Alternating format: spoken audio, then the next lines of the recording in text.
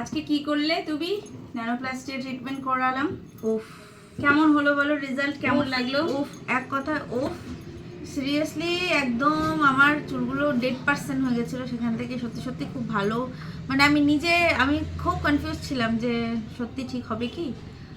খুব ভালো আমি বলবো। ফার্স্টে তো আমি ওর কাছে ক্যারা স্মুথ করেছিলাম, আফটার দ্যাট বোটক্স। ক্যারা স্মুথ আমার কাছে বেশি ভালো লেগেছিলো, খুব খুব ভালো লেগেছিলো।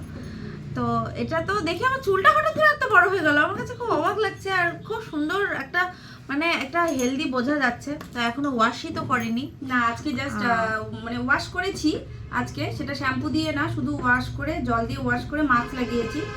তারপরে মানে পরের দিন আমি হচ্ছে শ্যাম্পু দিয়ে ফাইনাল ওয়াশ করব।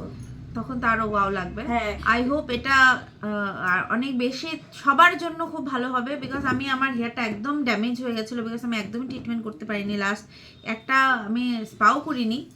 তো শিলিগুড়িতে একজন বলে, আমার চেনা পরিচিত একজন বোন আছে, আসমি বাসনেট, ও বলে বৃষ্টিতে তোমার চুলগুলো একদম ওয়াটারফল। তো এই ওয়াটারফলের রিজনই হচ্ছে এ।